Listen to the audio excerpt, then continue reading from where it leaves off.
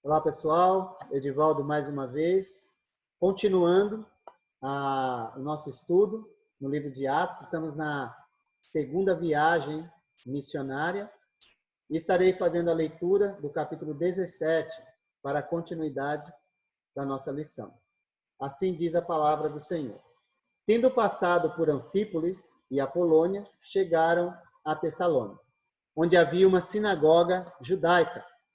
Segundo o seu costume, Paulo foi à sinagoga e por 3 sábados discutiu com eles com base nas Escrituras, explicando e provando que o Cristo deveria sofrer e ressuscitar dentre os mortos. E dizia: este Jesus que lhes proclamo é o Cristo. Alguns dos judeus foram persuadidos e se uniram a Paulo e Silas, bem como muitos gregos tementes a Deus, e não poucas mulheres de alta posição. Mas os judeus ficaram com inveja, reuniram alguns homens perversos dentre os desocupados e com a multidão incitaram um tumulto na cidade. Iniciaram um tumulto na cidade. Invadiram a casa de Jasson em busca de Paulo e Silas, a fim de trazê-los para o meio da multidão. Contudo, não os achando, arrastaram Jasson e alguns outros irmãos para diante dos oficiais da cidade, gritando: esses homens que têm causado alvoroço por todo o mundo, agora chegaram aqui. E Jasson os recebeu em sua casa. Todos eles estão agindo contra os decretos de César, dizendo que existe outro rei, chamado Jesus. Ouvindo isso, a multidão e os oficiais da cidade ficaram agitados. Então receberam de Jasson e dos outros a fiança estipulada e os soltaram. Logo que anoiteceu, os irmãos enviaram Paulo e Silas para Bereia. Chegando ali, eles foram à sinagoga judaica. Os bereanos eram mais nobres do que os tessalonicenses, pois receberam a mensagem com grande interesse, examinando todos os dias as Escrituras, para ver se tudo era assim mesmo. E creram muitos dentre os judeus, bem como dentre os gregos, um bom número de mulheres de elevada posição e não poucos homens. Quando os judeus de Tessalônica ficaram sabendo que Paulo estava pregando a palavra de Deus em Bereia, dirigiram-se também para lá, agitando e alvoroçando as multidões. Imediatamente, os irmãos enviaram Paulo para o litoral, mas Silas e Timóteo permaneceram em Bereia. Os homens que foram com Paulo o levaram até Atenas, partindo depois com instruções para que Silas e Timóteo se juntassem a ele tão logo fosse possível. Enquanto esperava por eles em Atenas, Paulo ficou profundamente indignado ao ver que a cidade estava cheia de ídolos. Por isso, discutia na sinagoga com judeus e com gregos tementes a Deus, bem como na praça principal, todos os dias, com aqueles que por ali se encontravam. Alguns filósofos epicureus e estoicos começaram a discutir com ele. Alguns perguntaram: o que está tentando dizer esse tagarela? Outros diziam: parece que ele está anunciando deuses estrangeiros. Pois Paulo estava pregando as boas novas a respeito de Jesus e da ressurreição. Então levaram a uma reunião do Areópago, onde lhe perguntaram: podemos saber que novo ensino é esse que você está anunciando? Você está apresentando algumas ideias estranhas e queremos saber o que elas significam. Todos os atenienses e estrangeiros que ali viviam não se preocupavam com outra coisa senão falar ou ouvir as últimas novidades. Então Paulo levantou-se na reunião do Areópago e disse: atenienses, vejo que em todos os aspectos vocês são muito religiosos, pois andando pela cidade, observei cuidadosamente seus objetos de culto e encontrei até um altar com esta inscrição: ao Deus desconhecido.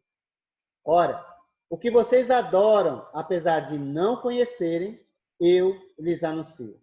O Deus que fez o mundo e tudo o que nele há é o Senhor dos céus e da terra, e não habita em santuários feitos por mãos humanas.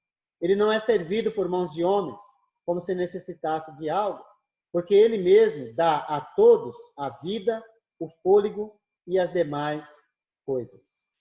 De um só fez ele todos os povos, para que povoassem toda a terra, tendo determinado os tempos anteriormente estabelecidos e os lugares exatos em que deveriam habitar. Deus fez isso para que os homens o buscassem e talvez, tateando, pudessem encontrá-lo, embora não esteja longe de cada um de nós. Pois nele vivemos, nos movemos e existimos. Como disseram alguns dos poetas de vocês, também somos descendência dele. Assim, visto que somos descendência de Deus, não devemos pensar que a divindade é semelhante a uma escultura de ouro, prata ou pedra, feita pela arte e imaginação do homem. No passado, Deus não levou em conta essa ignorância, mas agora ordena que todos, em todo lugar, se arrependam. Pois estabeleceu um dia em que há de julgar o mundo com justiça, por meio do homem que designou, e deu provas disso a todos, ressuscitando-o dentre os mortos. Quando ouviram sobre a ressurreição dos mortos, alguns deles zombaram e outros disseram: a esse respeito, nós o ouviremos outra vez. Com isso, Paulo retirou-se do meio deles. Alguns homens juntaram-se a ele e creram. Entre eles estava Dionísio, membro do Areópago, e também uma mulher chamada Dâmaris, e outros com eles. Continuando a segunda viagem missionária, a igreja ela é estabelecida em Tessalônica. Se lembrarmos, Paulo vai escrever 2 cartas depois para essa igreja. A igreja também é estabelecida em Bereia e também em Atenas, na Grécia. A igreja é estabelecida em Tessalônica em meio à inveja e ciúmes dos judeus. Agora, porque simplesmente passaram por Anfípolis e Apolônia? Por que eles passaram? Bom, a estratégia era de se concentrar sempre nas cidades principais. E Tessalônica era a cidade principal e a capital da Macedônia. É a estratégia missionária. Prega nos grandes centros, para dali o evangelho, a igreja se espalhar para as outras regiões, ou o interior, podemos dizer assim. Talvez não havia sinagoga nelas, onde queriam iniciar a obra em cada cidade, não é? E assim, vamos pregar nos grandes centros para que dali os irmãos possam anunciar em outros lugares. Talvez era costume de Paulo ir à sinagoga.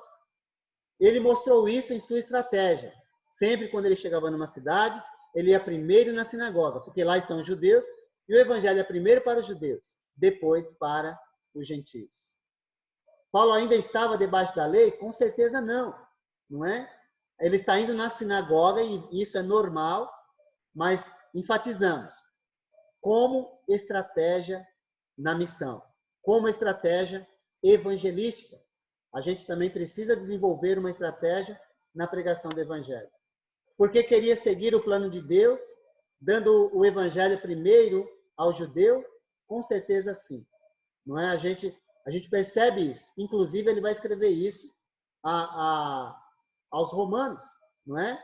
Então, os gentios precisam ouvir a mensagem de salvação, mas os judeus, naquele contexto, tinham prioridade.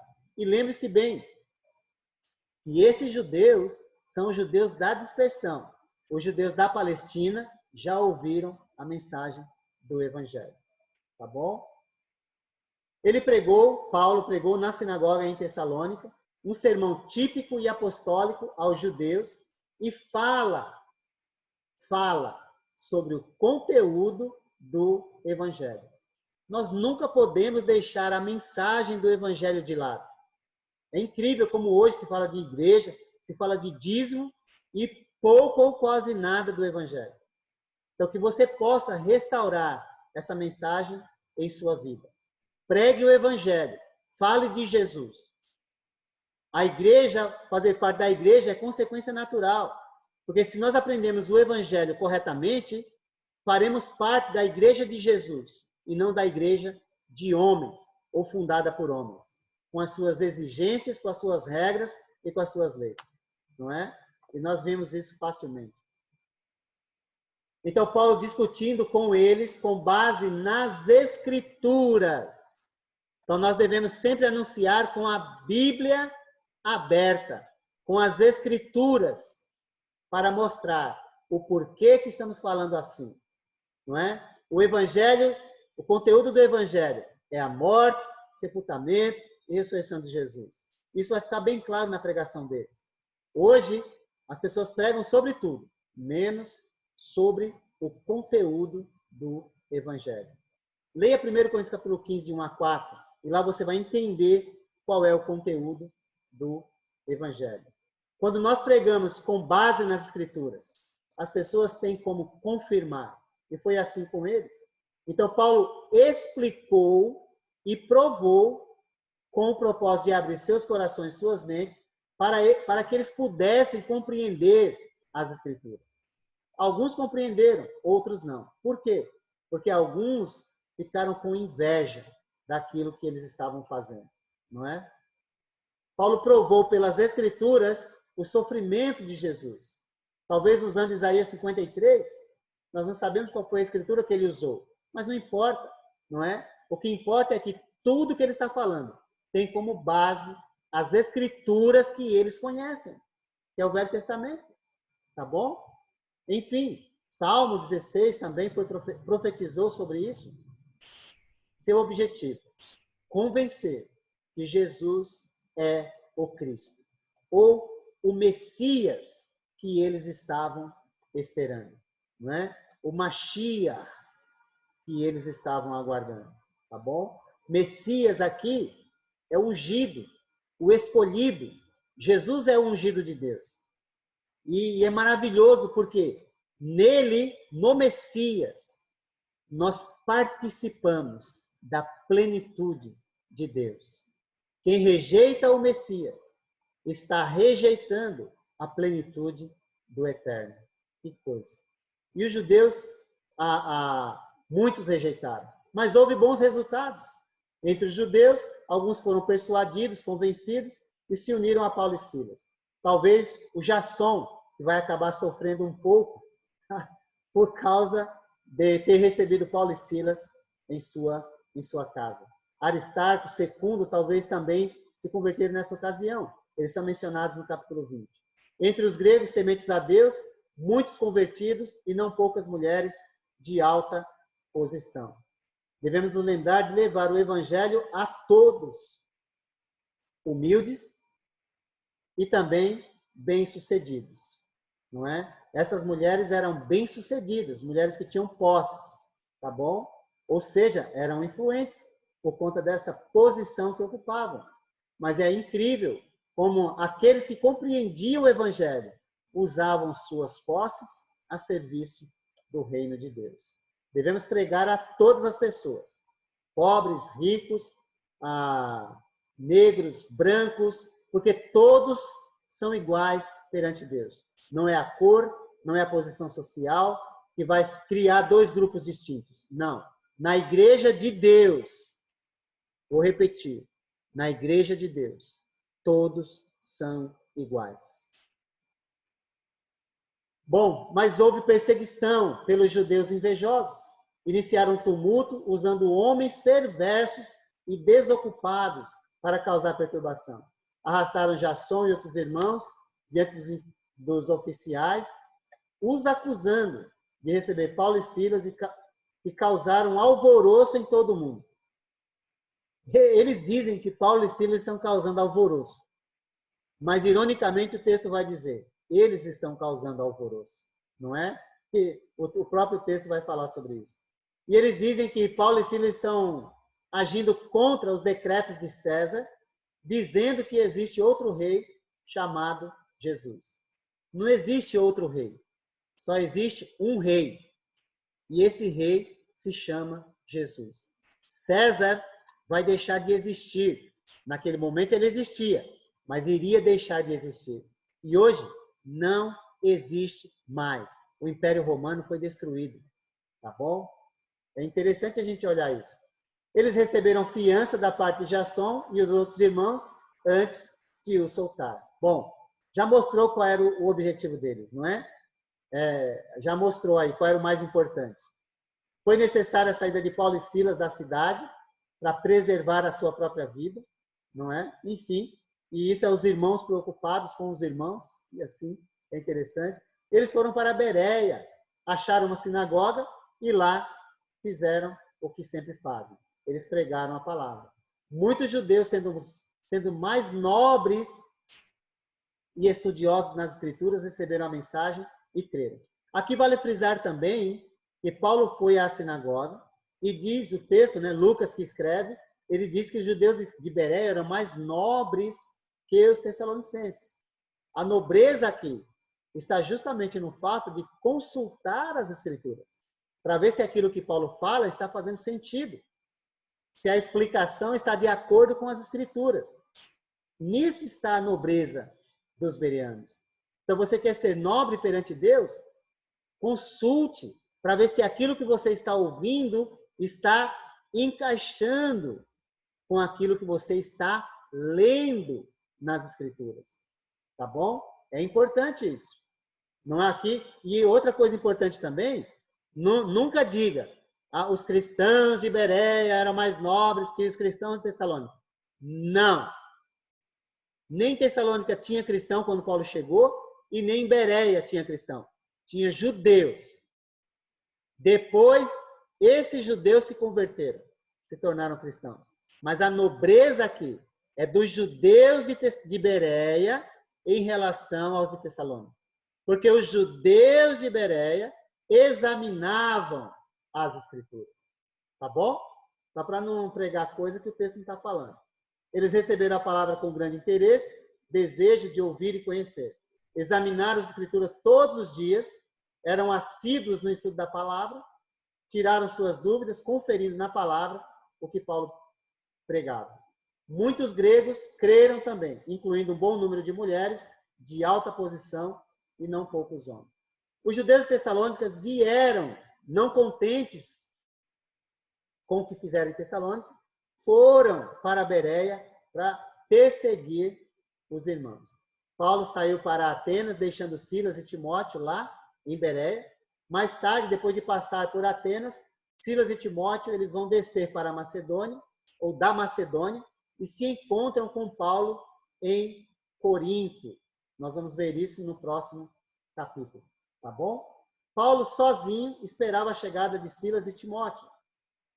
Em 1 Tessalonicenses 3:1 indica que eles chegaram, mas Timóteo foi logo para Tessalônica a fim de animar os irmãos.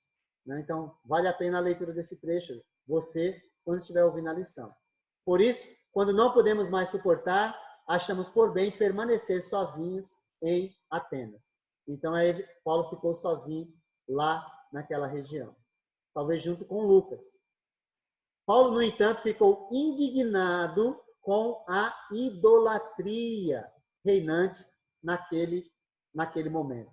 E ele discutia e pregava as boas novas a respeito de Jesus e da ressurreição. Olha que interessante. Na sinagoga, com os judeus e gregos tementes a Deus, na praça principal, todos os dias, com aqueles que por ali se encontravam. Esse era o local onde ficava o mercado e era cheio de santuários, né? O Areópago, ou praça principal, tá bom? Ele pregava aos filósofos, epicureus e estoicos, que discutiam com ele e fizeram perguntas, tá bom? Ou seja, a filosofia grega é muito bem conhecida, e o Novo Testamento sabe disso, e Paulo sabe disso. E Paulo conhecia essas duas filosofias, né, dos epicureus e dos estoicos, e discutiam com eles. E eles faziam perguntas a Paulo. E convidado a uma reunião no Areópago, a praça central da cidade, Paulo pregou sobre o Deus desconhecido, não é?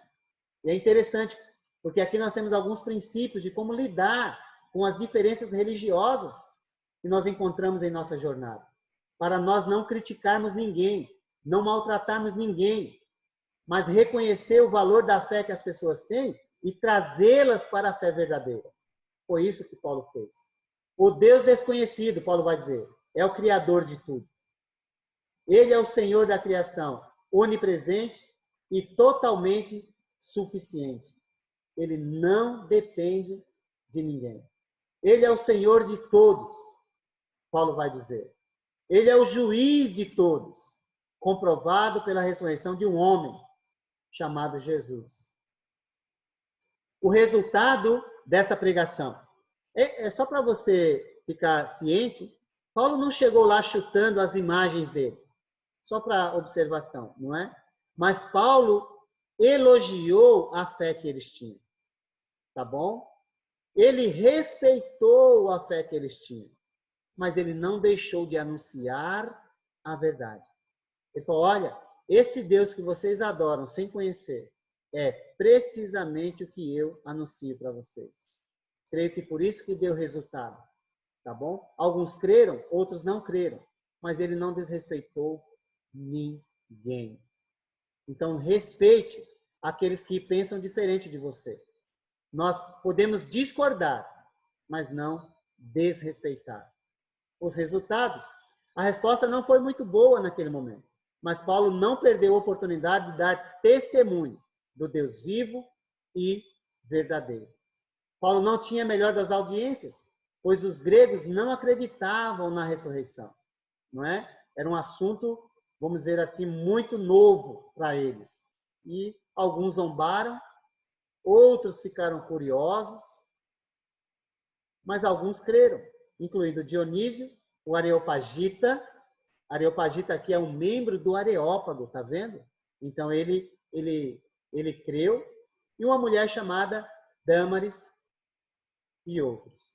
A sequência do sermão de Paulo pode seguir essa sequência aqui, que a gente vai passar. Paulo elogiou o zelo religioso deles, né? Ele usou como ponto de partida a própria citação deles ao Deus desconhecido, pregou Deus como Senhor e também como juiz, demonstrou que Deus é a fonte da própria vida, da própria vida. Não devemos imaginar Deus como uma imagem, ele vai dizer. Deus, porém, não leva em conta essa ignorância. Então, a pregação da mensagem, feita com convicção, acompanhada de uma vida coerente, ajuda a olhar para os pecadores como necessitados iguais a nós, quando fomos alcançados pelo Evangelho. Assim, nós não julgamos ninguém, mas oferecemos a mesma oportunidade que nos foi concedida. Paulo, com muita sabedoria, até usou uma frase de um dos poetas gregos, Epimênides, que disse, dele também somos geração. Então, aquilo que esse poeta falou a respeito de Deus era verdade, e Paulo reconheceu isso. Então, é importante que nós tenhamos sabedoria para lidar com as pessoas que pensam diferente de nós, mas que nós não deixemos de anunciar com sabedoria a palavra de Jesus. Ele morreu, ele foi sepultado, mas ele ressuscitou para nos dar oportunidade de salvação pela fé. Que Deus abençoe e que esse momento possa ajudar você a refletir e a continuar pregando o Evangelho com coragem, mas com sabedoria.